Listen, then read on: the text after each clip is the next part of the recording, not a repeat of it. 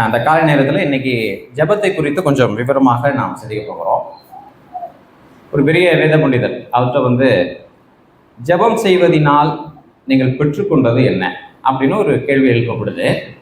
அப்போ அவர் கொடுத்த மறு உத்தரவு பதில் என்ன அப்படின்னா, உங்களுடைய கேள்வி ரொம்ப தப்பு. ஜபம் செய்வதனால் நான் இழந்தது என்ன அப்படின்னு கேளுங்க, நான் சொல்கிறேன் அப்படின்னு சொன்னார். அந்த நீங்கள் சொல்கிற பதிலே எங்களுக்கு புரியல, இருந்தாலும் கொஞ்சம் விவரமாக சொல்லுங்கும் போது அப்போ அவர் சொன்னார், நான் ஒவ்வொரு முறையும் ஜெபிக்கும் பொழுது என்னுடைய சுயநலத்தை இழக்கிறேன். ஒவ்வொரு முறையும் நான் ஜெபிக்கும் பொழுது என்னுடைய பெருமையை இழக்கிறேன். ஒவ்வொரு முறையும் நம் ஆண்டவரை நோக்கி நான் ஜெபிக்கும் பொழுது என்னுடைய அறியாமையை நான் என்ன பண்ணுறேன், இழக்கிறேன். ஒவ்வொரு முறையும் நான் ஆண்டவரை நோக்கி ஜெபிக்கும் பொழுது என்னுடைய துர்க்குணத்தை நான் என்ன பண்ணுறேன், இழந்து போகிறேன். ஒவ்வொரு முறையும் நான் ஆண்டவரை நோக்கி ஜெபிக்கும் பொழுது என்னுடைய கசப்பு, வெறுப்பு, பொறாமைகள் இவைகளெல்லாம் இழந்து போகிறேன். அதனால் ஆண்டவரை நோக்கி ஜெபம் செய்யும் பொழுது, ஜெபத்திலே தேவனோடு உறவாடும் பொழுது நான் பெற்றுக்கொண்டது என்ன அப்படிங்கிற கேள்வியும் எதிர்பார்ப்பும் மனநிலையுமே தவறானது. மாறாக நான் என்ன இழந்து போகிறேன்னு அதை குறித்து தான் ஜபத்தினுடைய விளைவையும் பயனையும் நான் என்ன பண்ணுறேன், அளவீடு செய்கிறேன் அப்படின்னு சொன்னார். பல சந்தர்ப்பங்களில் என்னுடைய புரிந்து கொள்ளுதலின்படி கிறிஸ்தவ உலகில் கேட்கப்படுகிற கேள்விகள் முற்றிலுமாக சத்தியத்திற்கு தலைகீழானது. ரட்சிப்பை இழக்க முடியுமா அப்படின்னு கேட்டால் அந்த கேள்வியிலே என்ன கிடையாது, பொருள் இல்லை. தேவன் ஆண்டவர் என்னை எல்லாவித நியாய தீர்ப்பிலிருந்தும் தண்டனையிலிருந்தும் என்னை மீட்டு கொண்டார் அப்படின்னா நான் எதுக்கு அவளை பயப்படணும்? அந்த கேள்வியில் என்ன கிடையாது, பெரிய பொருள் இல்லை. அப்போ பெரும்பாலும் கிறிஸ்தவத்தில் கேட்கப்படுகிற கேள்வியே பிழையானங்கும் பொழுது அதற்கான பதில் எப்படி இருக்கும், அர்த்தமுள்ளதாக இருக்க வேண்டிய நியாயமே அதில் இல்லை. சரி, அப்போ இன்னைக்கு என்ன சிந்திக்க போகிறோம்னா, ஜெபத்தை குறித்து கொஞ்சம் என்ன பண்ண போகிறோம், சிந்திக்க போகிறோம். திறவுகோல் வசனம் புதிய ஏற்பாட்டிலே ஜெபத்தை குறித்து க்ளூ, அதை சரியாக புரிந்து கொள்வதற்கு ரோமருக்கு எழுதின நிருபத்தில் 8வது அதிகாரத்தில் பவுல் சொல்லுகிற சில காரியங்கள் தான் ஜெபத்திற்கு ரொம்ப இன்றியமையாதது அப்படின்னு நான் நினைக்கிறேன். நிறைய வேத வல்லுநர்கள் சொல்றாங்க. என்னன்னு கேட்டீங்கன்னா, ரோமருக்கு எழுதின நிருபம் 8வது அதிகாரம் எடுத்துங்க, 15வது வசனம். அந்தப்படி திரும்பவும் பயப்படுகிறதற்கு நீங்கள் அடிமைத்தனத்தின் ஆவியை பெறாமல் அப்பா பிதாவே என்று கூப்பிட பண்ணுகிற புத்திர சுவிகாரத்தின் ஆவியை பெற்றீர்கள். பெறப்போகிறீர்களா, பெற்றீர்களா? யாரோ சிலர் பெற்றிருக்கிறார்களா, எல்லாரும் பெற்றிருக்கிறார்களா? எல்லாருங்கிற வார்த்தை எப்படி சொல்றீங்க? நீங்கள் அப்படிங்கும் பொழுது முழு திருச்சபையை தான் என்ன பண்றாரு, அங்க அட்ரஸ் பண்றாரு. ரைட். இப்போ இந்த ஒரு வசனத்திலே நம்முடைய கவனத்தை செலுத்த போகிறோம். அதுல இருந்து சில காரியங்களை கற்றுக்கொண்டு அதற்கு இணையாக சில காரியங்களை என்ன பண்ண போறோம், பார்க்க போறோம். ரைட். இப்போ நான் ஏற்கனவே பைபிள் ஸ்டடியில் சொன்னது போல அதனுடைய தொடர்ச்சியாக கூட இதை எடுத்துக்கலாம். ரைட். எப்பொழுதுமே வேதத்தை புரிந்து கொள்ளும் பொழுதும், நம்ம விளக்கம் காணும் பொழுதும் அல்லது வியாக்கியானம் செய்யும் பொழுதும் சில அடிப்படை காரியங்களை அந்த பைபிளில் இருக்கான்னு பார்க்கணும். அந்த வசனம் நேர் எதிரான சொற்களை பயன்படுத்தி எழுதப்பட்டதா அப்படின்னா கருப்பு வெள்ளை அப்படின்னு பைபிளில் வந்திருக்கான்னு பார்க்கணும். ஒரு காரியத்தை திட்டவட்டமாக விளக்குவதற்கு அந்த ஆத்தர், அந்த ஆக்கியவன் என்ன செய்வார்னா எதிரான சொற்களை போட்டு என்ன பண்ணுவார், நம்மளுக்கு புரிய வைப்பார். அதை வெளிச்சப்படுத்தி காண்பிப்பதற்கு. உங்கள் பாவம் இருளை போல் இருந்தது, நீங்கள் ஆண்டவராக இயேசு கிறிஸ்துவை ஏற்றுக்கொள்ளும் பொழுது அது உறைந்த பனியை போல் வெண்மையாக மாறினது அப்படின்னா இந்த மாதிரி. ரெண்டாவதாக அதை எழுதினவர் ஒரே சொல்லை மிகைப்படுத்தி காண்பிச்சிருக்கிறாரா? அப்ப பால் வண்ணம் போன்ற பரிசுத்தம் அல்லது பால் வண்ணம் போன்ற வெண்மை அப்படின்னா அங்கே வெண்மையும் பரிசுத்தமும் என்ன பண்ணப்பட்டிருக்கு, மிகைப்படுத்தப்பட்டிருக்கு. இதெல்லாம் அடிப்படையாக நம்ம பைபிளை வாசிக்கும் பொழுது நாமே பார்த்து என்ன பண்ணலாம், அதை தெரிஞ்சுக்கலாம். அதை குறித்து பேசியிருக்கேன். இப்போ ஞாபகம் வச்சிருக்கீங்களா? இந்த இடத்துல ஒரே ஒரு மொழிபெயர்ப்புல ஒரு வார்த்தை மாற்றினேன். அந்தபடி திரும்பவும் பயப்படுகிறதற்கு நீங்கள் அடிமைத்தனத்தின் ஆவியை பெறாமல் அப்பா பிதாவே என்று யாரா ஞாபகம் வச்சிருக்கீங்களா? அது கதற பண்ணுகிற அப்பா பிதாவே என்று கதற பண்ணுகிற. ஆங்கில மொழிபெயர்ப்புல எப்படி வரும்னா கை அப்படின்னு தான் வரும். அப்பா பிதாவே என்று கதற பண்ணுகிற, கதறனா ரைட் சென்ஸ், ஒரு சரியான அர்த்தத்தில் கதற பண்ணுகிற புத்திர சுவிகாரத்தின் ஆவியை பெற்றீர்கள். இப்போ இங்க பாருங்க, எதுவும் சேர்ந்தது. பயமும் அடிமைத்தனமும் இணையான சொற்கள். அடிமைத்தனத்துல ஸ்லேவரி, அடிமைத்தனத்திலே கண்டிப்பாக பயம் இருக்கும். ஒரு அடிமை எப்படி வழிநடத்தப்படுவான் அப்படின்னா பயத்தின் மூலமாகத்தான் என்ன பண்ணுவான், வழிநடத்தப்படுவான்.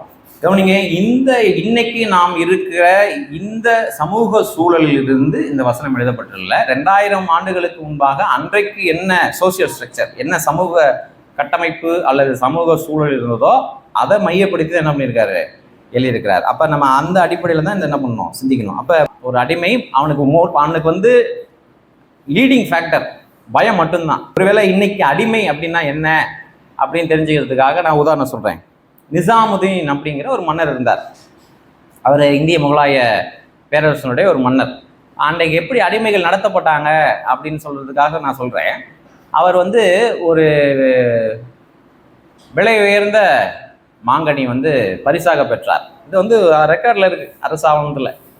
விலை உயர்ந்த சில கனிகள், மான்கனிகளை வந்து அண்டை நாட்டிலேருந்து பரிசாக பெற்றார். இது ரொம்ப சுவையானது அப்படின்ட்டு அதை டேபிளில் வச்சுட்டு போகிறாரு.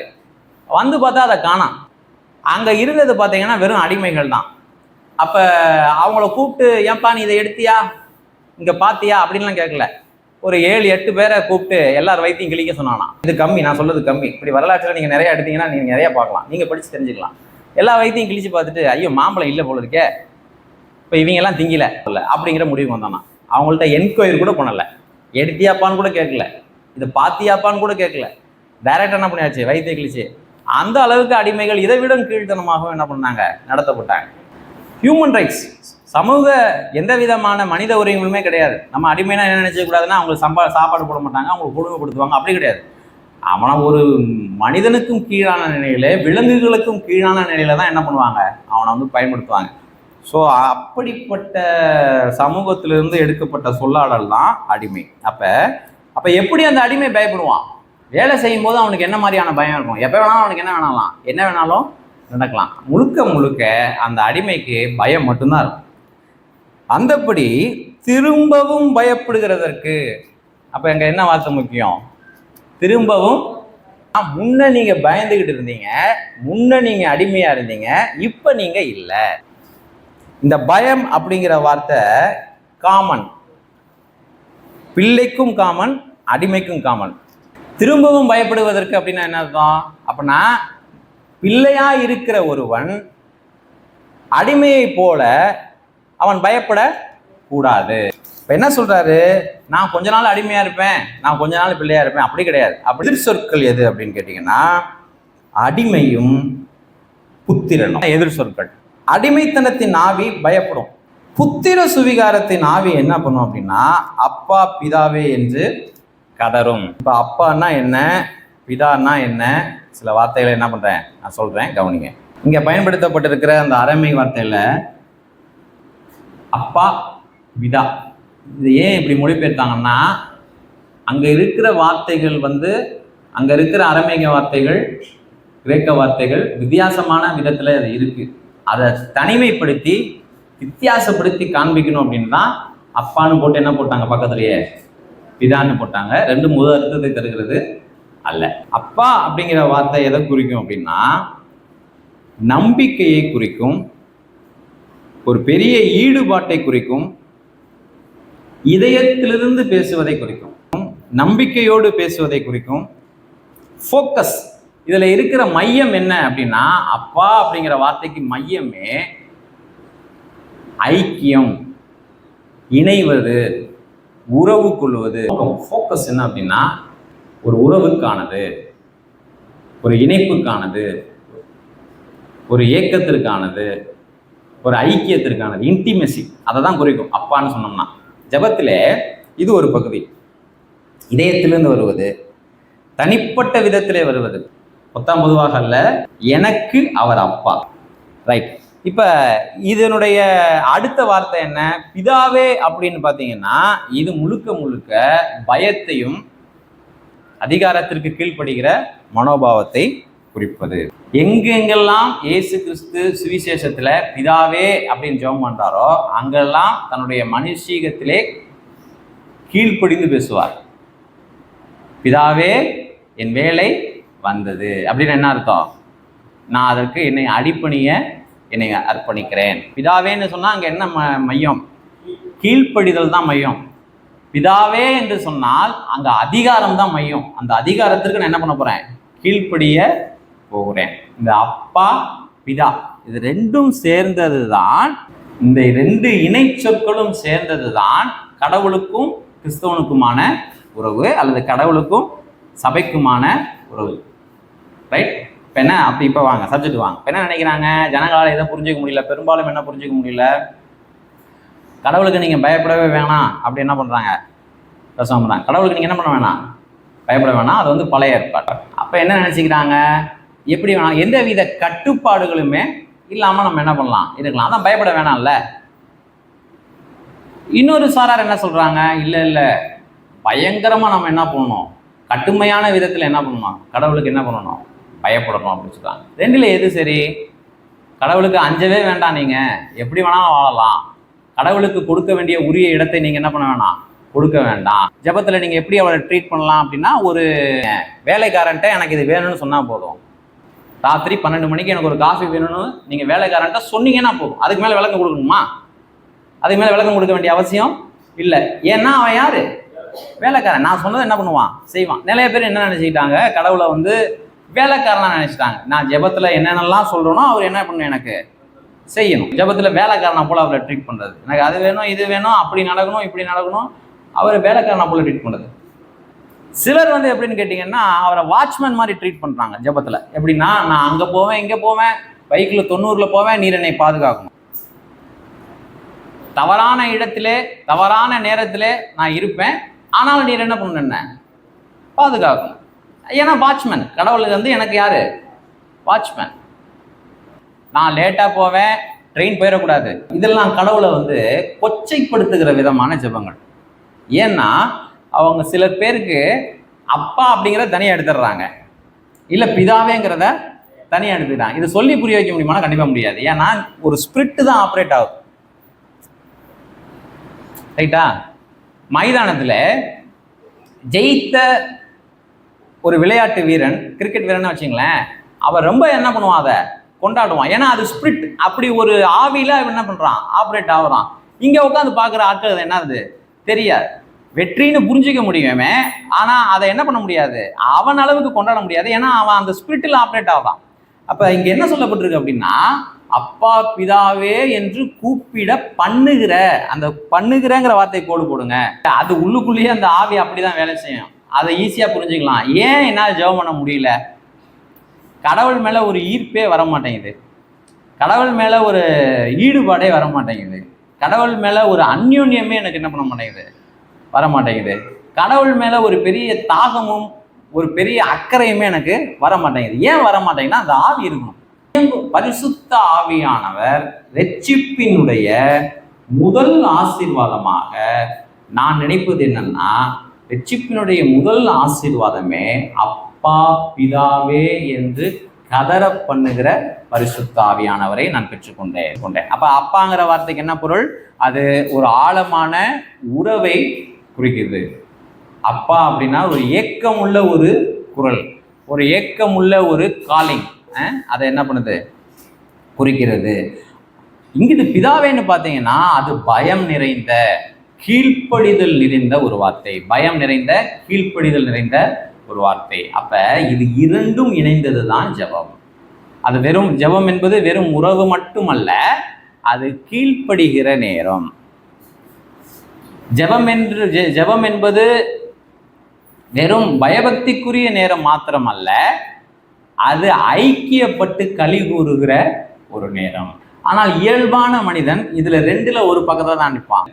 மறுபிறப்பு அடையாத மாம்சத்திற்குரிய ஒரு மனிதன் ரெண்டுல ஒரு பக்கம் நினைப்பான். ஒன்றும் பயப்படவே வேணாம் அப்படின்னு பார்த்தீங்கன்னா, அப்போ என்ன நினச்சிக்கிறாங்க சர்ச்சஸில், என்ன நினச்சிக்கிறாங்க, நம்ம வந்து சினிமா பாட்டு கூட பாடலாம், எந்த மாதிரியான கொச்சை அன்பார்லிமெண்டரி வேர்ட்ஸ், கொச்சையான வார்த்தைகள் என்ன பண்ணலாம், பேசலாம். இந்த சைடு என்ன நினச்சிக்கிறாங்க, அப்படியே இந்த எக்ஸ்ட்ரீம் என்னன்னா, நீ பயந்தினா நீ இந்த டெஸ்ட் தான் போட்டு வரணும், நேர் முழங்கால தான் என்ன பண்ணணும், நிற்கணும். இதுக்கு மேலே யாரும் என்ன பண்ணக்கூடாது, வரக்கூடாது. இதுக்கு மேலே அதாவது அது பெரிய துன்பம், ஜனங்களை என்ன பண்ணுறது, பெரிய துன்பப்படுத்துறது. ஆனால் ஆன்மீகம் என்பது ஜபத்தில் ஒரு நாணயத்தின் இரு பகுதிகள் போல ஜபம் என்பது அப்பா பிதாவே என்று கூப்பிடுவது. இதை கற்றுக்க முடியுமானா கற்றுக்க முடியாது. இதை பழக்கப்படுத்திக்க முடியுமானா பழக்கப்படுத்திக்க முடியாது. பழக்கத்துலேயும் ஜெபம் வரும், கற்றுக்கிட்டும் ஜெபம் பண்ண முடியும். ஆனால் இது ஆவியிலே பண்ணுவது. ஆவியில பண்ணுறதுனா வேற ஒன்றும் இல்லை, ஆவியிலிருந்து இயங்குவது, இயல்பான விதத்திலே இயங்குவது. ஸ்பர்ஜன் அப்படிங்கிறவர் சொல்றாரு, ஒரு வாத்து அது பிறந்தவுடன் முட்டையிலேருந்து வெளியே வந்த உடனே அந்த வாத்து எங்கே ஓடுதுன்னு நீங்கள் கவனிச்சிங்கன்னா நீர்நிலையை தேடி தான் ஓடும். ஏன்னா அது யாரு, வாத்து. மீன் பார்த்தீங்கன்னா பிறந்த உடனே என்ன பண்ண ஆரம்பிச்சிடும், நீந்த ஆரம்பிச்சிடணும். மீன் குஞ்சுக்கு நீந்த என்ன பண்ண முடியாது, சொல்லித்தர வேண்டிய அவசியம் இல்லை. ஏன்னா அது அதனுடைய ஜீவனிலேயே அது இருக்கிறது. நான் தான் சொன்னேன், எப்படி ஒரு கிறிஸ்தவன் எப்படி இயங்குகிறான், ஜீவனில் இருந்து இயங்குகிறான். அப்ப இதெல்லாம் இல்லை, வெளியில் இருந்துதான் ஜெபம் பண்ணுவதற்கான தூண்டுதலை நான் பெறுகிறேன். வெளியில இருந்து ஏதோ என்னுடைய சூழ்நிலை என்னை போட்டு நெருக்கி குத்தும் பொழுது நான் நிறைய ஜெபம் பண்றேன் அப்படின்னா அதுக்கும் இதுக்கும் என்ன கிடையாது, சம்பந்தம் கிடையாது. அதுக்கும் அப்பா பிதாவே என்று கூப்பிட பண்ணுகிற ஆவியை ஒருவன் பெற்றுக்கொண்டு ஜெபிக்கிறான் இல்லையா, இதுக்கு ரெண்டும் சம்பந்தம் கிடையாது. என்னுடைய உடல் என்னை வருத்தும் பொழுது, வியாதிகளால், வறுமையினால், பற்றாக்குறையினால் நான் நெருக்கடிக்குள்ளாகும் பொழுது என்ன பண்றேன், பயங்கரமா என்ன பண்றேன், என்னுடைய சூழல் நிமித்தமாக, வாழ்க்கை நிமித்தமாக நான் நெருக்கடிக்குள்ளாகும் பொழுது ஜெபிக்க நான் தூண்டப்படுகிறேன் அப்படின்னா அதுவும் இதுவும் சம்பந்தம் இல்லாதது. இயேசு கிறிஸ்துடைய வாழ்க்கை எடுத்து பார்த்தீங்கன்னா எப்பயுமே கன்சிஸ்டண்டா இருக்கும். ஒரு தொடர்ச்சியான ஜெப வாழ்வு அவர்கிட்ட இருந்துகிட்டே இருக்கும். சிலுவைக்கு போகும் பொழுது அதை படம் பிடித்து காட்டியிருக்காங்க நம்மளுக்கு. இப்ப சில காரியங்களை வாசிக்கிறேன், கவனிங்க. அடிமைத்தனத்தின் ஆவி, அப்பா பிதாவே என்று கூப்பிட பண்ணுகிற ஆவி, இதுக்கு ரெண்டுக்கும் உள்ள கான்ட்ராக்ட், முரண்பட்ட வித்தியாசங்களை சொல்லுகிறேன். இந்த அடிமைத்தனத்தின் ஆவி எப்படி இயங்கும் அப்படின்னா, அடிமைத்தனத்தில் இருக்கிறவர்கள், ரட்சிக்கப்படாதவர்கள், அவர்கள் ஜெபத்திலே அல்லது கிறிஸ்தவ வாழ்க்கையில எப்படி இயங்குவாங்கன்னா, ஃபியர் ஆஃப் பனிஷ்மெண்ட், நியாயம் தீர்க்கப்படுவேன், தண்டனைக்குள்ளாவேன், நான் தேவனுக்கு முன்பாக குறை உள்ளவனாக இருக்கிறேன் அப்படிங்கிற மனநிலையிலிருந்து, ஆவியில இருந்து தான் அவங்க இயங்குவாங்க.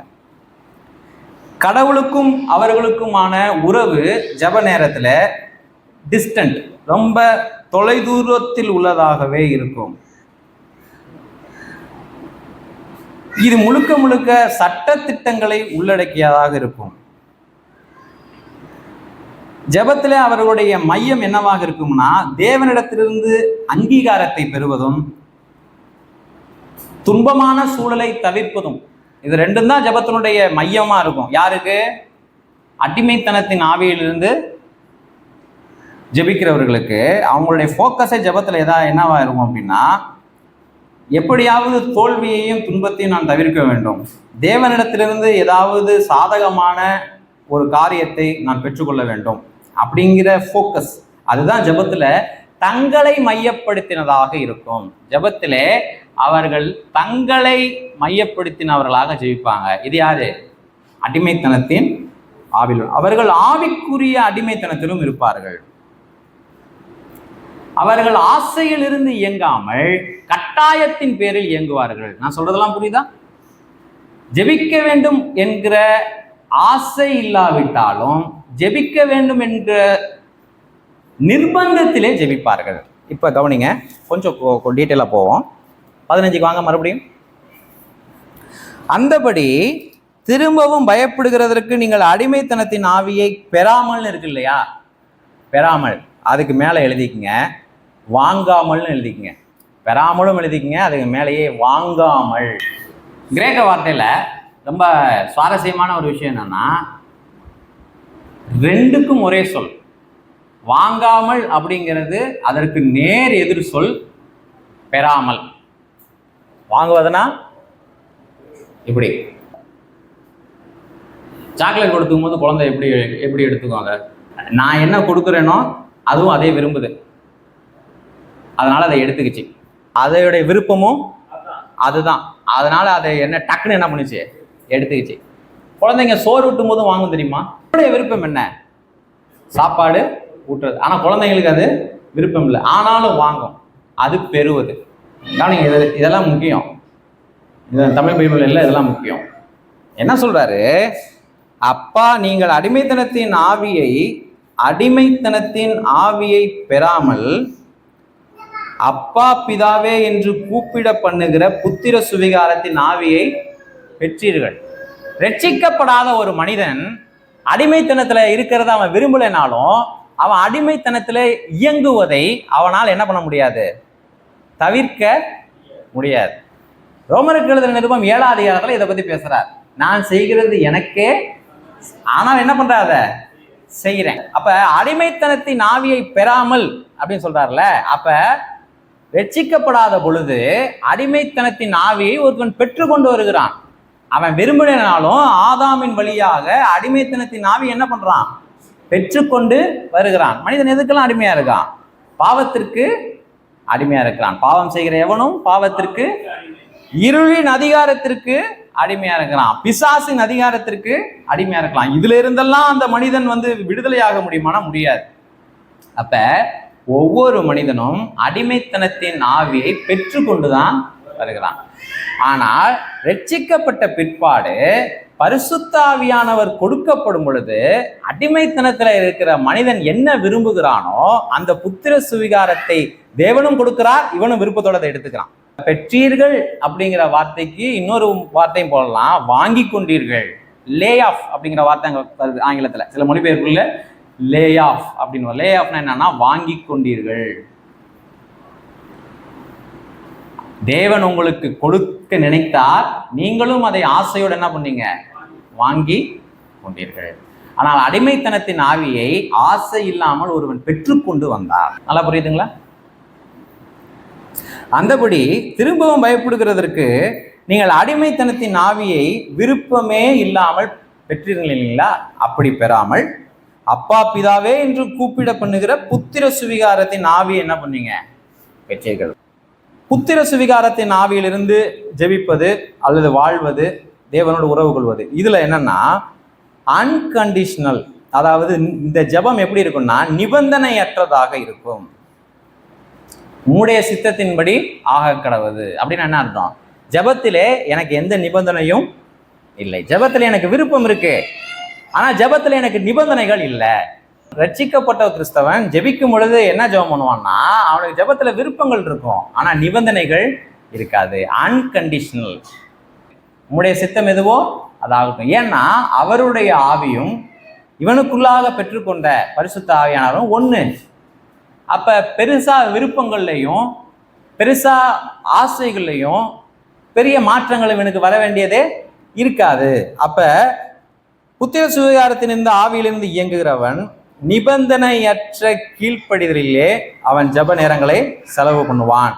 அடுத்தது நிபந்தனை இல்லாத அன்பும் அவன்கிட்ட இருக்கும். ஓ, இனி நான் ஜெபம் பண்ணவே போறதில்லை, எனக்கு எல்லாமே தப்பு தப்பா நடந்துருச்சு, இன்னைக்கு ஜெபம் பண்ணாதான் என்ன, இல்லை ஜெபம் பண்ணி தான் என்ன நடந்துச்சு, அப்படி இருக்காது. அன்கண்டிஷனல் லவ், அதில் என்ன இருக்கும், ஒரு பெரிய நிபந்தனையற்ற அன்பிலிருந்து ஜெபிப்பான். ரெண்டாவது, அந்த ஜெபத்தில் அவனுக்கு பெரிய செக்யூர் சென்ஸ் இருக்கும். அந்த ஜெபத்திலே பாதுகாப்பாக உணர்வான். ஐயோ, கடவுள் கேட்டாரா இல்லையான்னு தெரியலையே, கடவுள் பார்த்தாரா இல்லையான்னு தெரியலையே. சத்தமா ஜெபிக்கிறோம்ல, சத்தமா ஜெபிக்கிற தப்பு கிடையாது.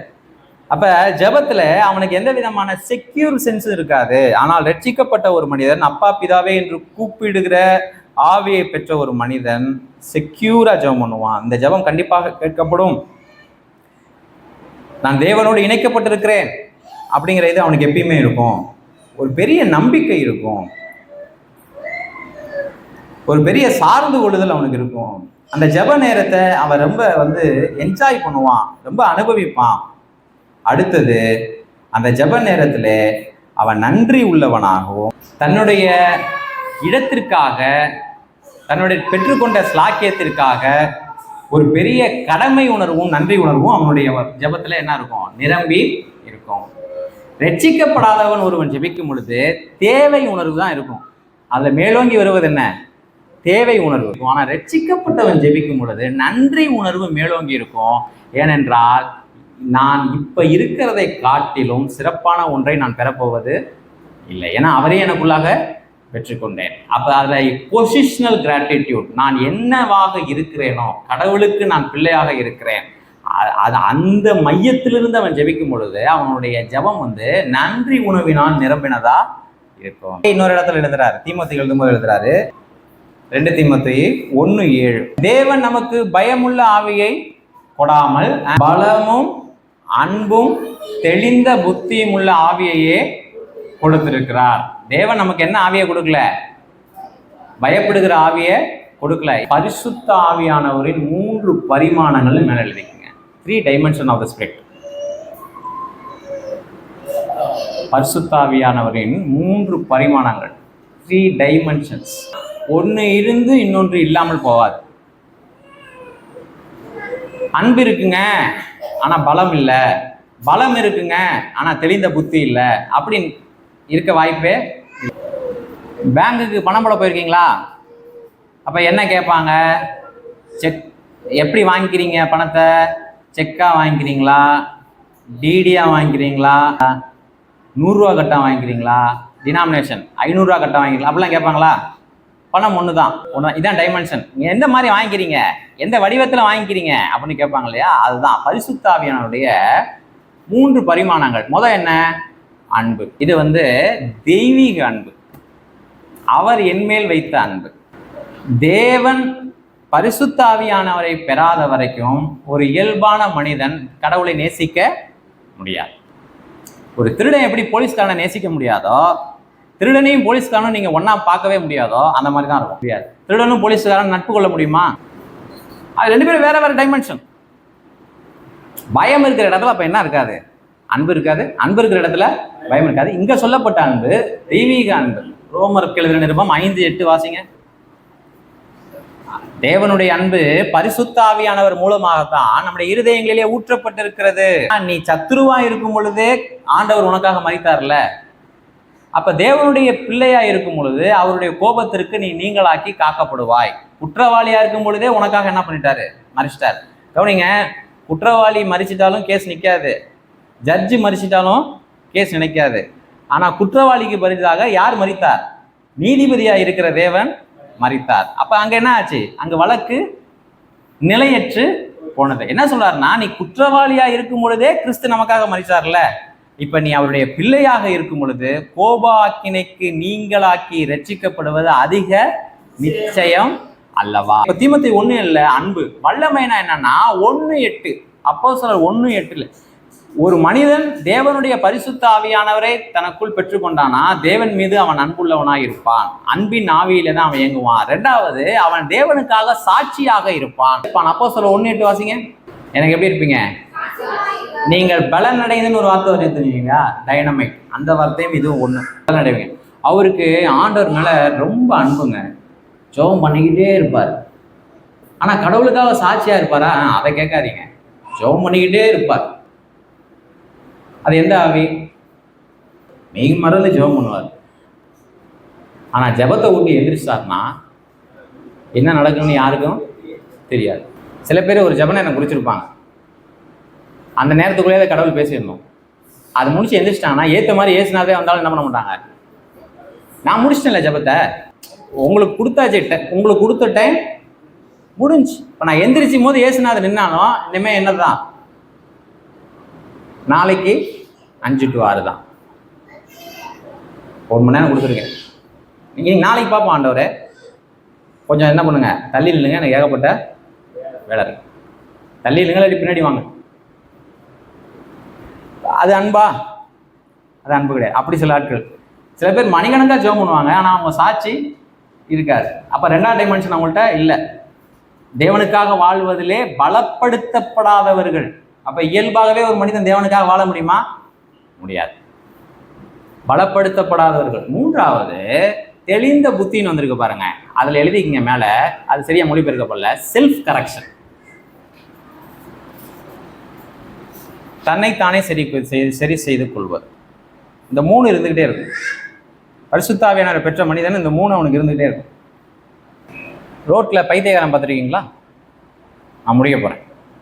பட்டனை மாற்றி மாற்றி போட்டிருப்பாங்க. அந்த மாதிரி பைத்தியக்காரனை பார்த்துருக்கீங்களா? சமயத்தில் நம்மளும் போடுவோம், ஆனால் மாற்றிடுவோம்ல. அதை யாராவது சொன்னாங்கன்னா என்ன பண்ணிடுவோம்? மாற்றிடுவோம். இப்போ எனக்கும் பைத்தியக்காரனுக்கு என்ன வித்தியாசம்? பைத்தியக்காரன் பட்டனை மாற்றி மாற்றி போட்டிருப்பான்.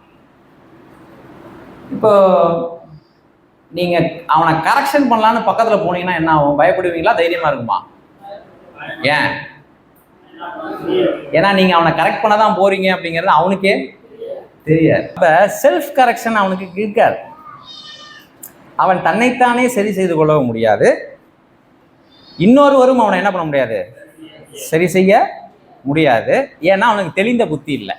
அங்கே தெளிந்த புத்தின்னு வந்திருக்கும், அது கரெக்டு. அதனுடைய அர்த்தம் என்னன்னா செல்ஃப் கரெக்ஷன்.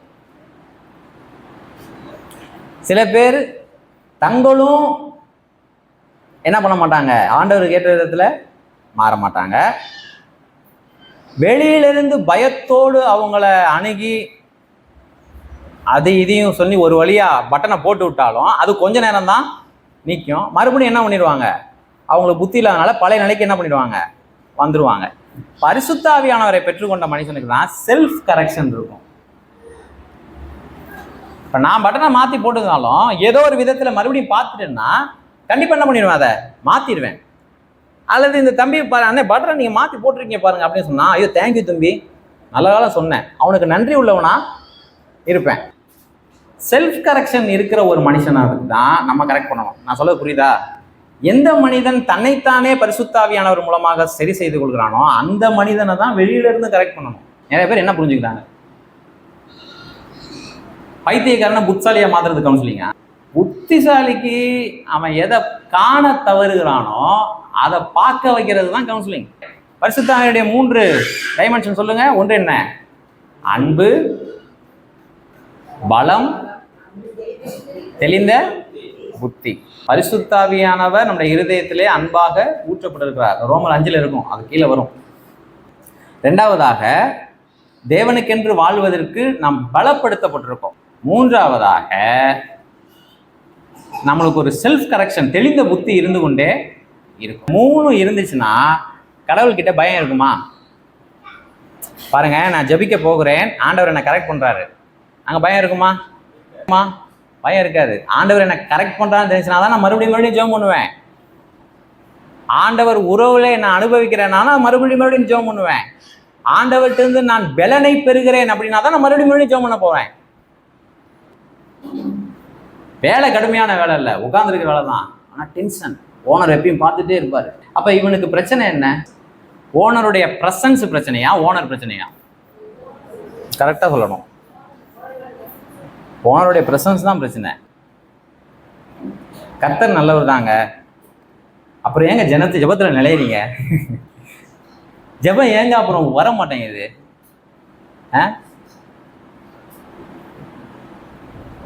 தோசை கடையில் உட்காந்துருக்க மாதிரி ஏங்க இருக்குது? கர்த்தர் நல்லவர் தானே, கர்த்தர் நல்லவர் தான், ஆனால் கடவுளுடைய பிரசன்ஸ் தான் சிக்கல். அங்கே என்ன ஆவி வேலை செய்யுது? அடிமைத்தனத்தின் ஆவி. சௌகரியமாக தான் இருக்கான், அடிமைத்தனத்தின் ஆவி வேலை செய்யுது. யார் இந்த அடிமைத்தனத்தில் நம்மளை கொண்டு வர முடியும் வெளியே? யார் நமக்கு தகப்பனாக இருக்கிறாரோ அவர் தான் அந்த அடிமைத்தனத்தை நம்மளை கொண்டு வர முடியும். என்ன சொல்ல வர்றாருன்னா, உங்களுக்கு அப்பா யாரு அப்படின்னு என்ன சொல்ல வர்றாருன்னா பிசாசுன்னு சொல்ல வர்றாரு. இதை பேசும்பொழுது அவங்களுக்கு புரியுது. எங்களுடைய அப்பா வந்து ஆபிரகாம் அப்படின்னு இவங்க சொல்றாங்க. இவங்க என்ன சொல்றாங்க? எங்களுடைய அப்பா வந்து ஆபிரகாம். இவர் என்ன சொல்றாரு? பிசாசுங்கிறாரு. உங்க அப்பா ஆபிரகாம் கிடையாது, பிசாசு. நீ ஆபிரகாமுக்கு குமாரனா இருந்தீன்னா எனக்கும் குமாரனா இருப்பேங்கிறார். ஆபிரகாமுக்கு நீ குமாரனா இருந்தீன்னா அவனை மாதிரியே விசுவாசிச்சிருப்பில்ல. ஆபிரகாமுக்கு குமாரனா இருந்தீங்கன்னா சத்தியத்தை நீ எதிர்க்க மாட்டில்ல. அதுதான் அங்க பாயிண்ட். அங்க என்ன சொல்றாரு? நீ ஆபிரகாமுக்கு குமாரன் இல்ல, நீ பிசாசுக்கு என்னவா இருக்க? குமாரனா இருக்க. இவன் என்ன நினைச்சுக்கிட்டான்? அப்ப நீ எனக்கு 2 அப்பான்னு சொல்றியா? நான் வேசித்தனத்துல பிறக்கல அப்படிங்கிறான். அதான் அங்க பாயிண்ட். இவன் எப்படி புரிஞ்சுக்கிறான் பாருங்க. அப்ப ஒன்று, விசுவாசிகளின் தகப்பனாகிய ஆபிரகாமுக்கு நாம் சந்ததியா இருக்கணும். இல்லை யாருக்கு சந்ததியா இருக்கணும்? பிசாசுக்கு சந்ததியா இருக்கணும். மறுபடியும் வாசிமா அத. நாங்கள் வேசித்தனத்தினால் பிறந்தவர்கள் அல்ல,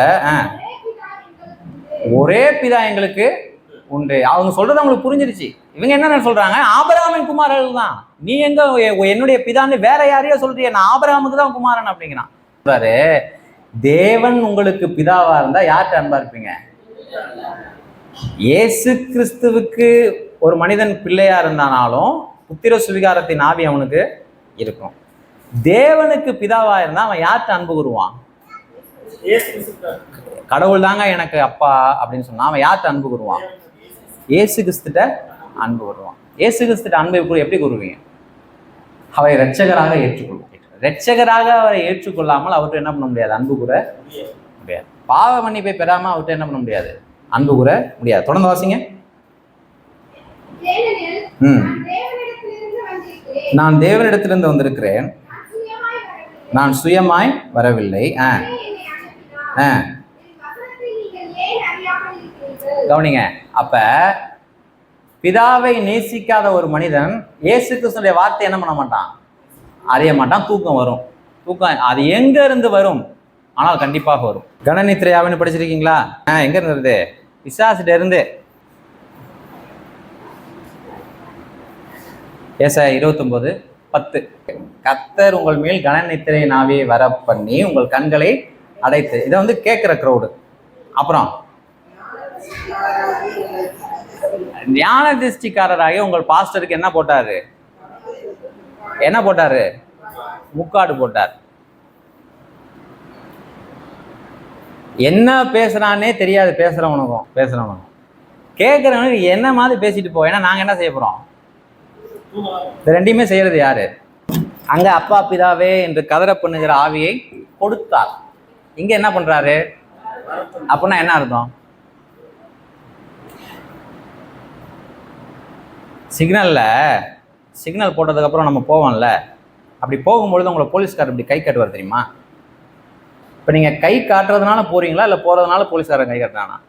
அதுக்கு என்ன அர்த்தம்னா, நான் உன்னை தடுக்கலன்னு அர்த்தம். அந்த சைனுக்கு பேர் என்ன அர்த்தம்னா, சிக்னல் போட்டாச்சு யோசிக்காம போ, நான் உன்னை என்ன பண்ணலை? தடுக்கல.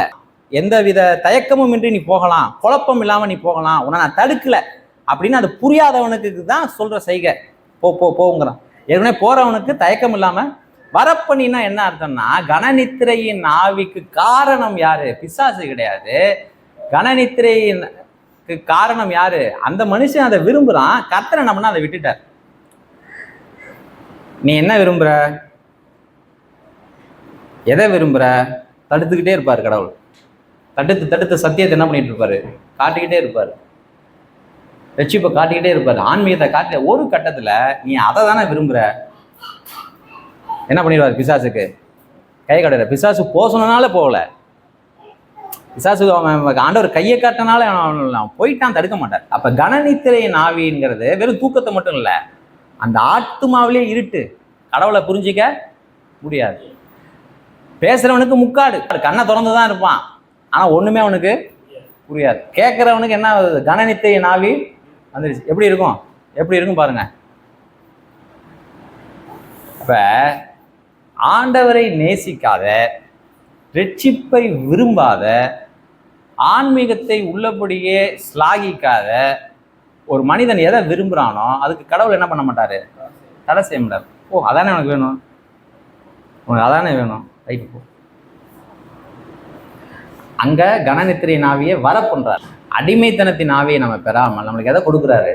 அப்பா பிதாவேன்னு சொல்லுங்க, கதற பண்ணுகிற புத்திர சுவிகாரத்தின் ஆவியை கொடுத்தார். நாம் அதை எடுத்துக்கொண்டோம். கொடுத்தாருங்கிறது உண்மை, நாம் அதை எடுத்துக்கொண்டோங்கிறது உண்மை, பெற்றுக்கொண்டோங்கிறதும். ஜெபம் பண்ணுவோமா? ரைட். பரிசுத்த ஆவியானவர் வந்தா நம்மள்ட்ட என்னென்ன நடக்கும்? அன்பு இருக்கும், பலன் இருக்கும், தெளிந்த புத்தி இருக்கும். இந்த 3 கிரேக்கத்தில் எப்படி எழுதப்பட்டிருக்குன்னா, ஒன்று இருந்து ஒன்று இல்லாமல் போகாது. இந்த 3 கண்டிப்பாக இருக்கும். அங்கேயும் சொல்லப்பட்டிருக்கு பயமுள்ள ஆவி நம்மளுக்கு. இப்போ என்ன செய்யலாம் அப்படின்னா, குமாரன் உங்களை விடுதலையாக்கினால் மெய்யாகவே என்ன பண்ணுவீங்க? குமாரன் தான் விடுதலையாகும். நம்மளால் அதுலேருந்து வெளியே வர முடியாது. நல்லா ஆண்டவரே மெய் துதிக்கிறோம், மெய் ஸ்தோத்திரிக்கிறோம். சுவிசேஷத்தை கேள்விப்படாதவர்கள் இங்கு இருப்பார்கள் என்று சொன்னால் தொடர்ந்து உடைய சுவிசேஷத்தின் வார்த்தையினாலே அவர்களை விடுதலையாகும். இயேசு கிறிஸ்துவின் மூலமாய் ஜெபிக்கிறோம் பிதாவே, ஆமென். இந்த கர்த்தராகிய இயேசு கிறிஸ்துவின் கிருபை, பிதாவாகிய தேவனுடைய அன்பும் பரிசுத்த ஆவியுடைய ஐக்கியமும் சமாதானமும் இன்றைக்கும் என்றைக்கும் நம் அனைவரோடு கூட இருப்பதாக. ஆமென்.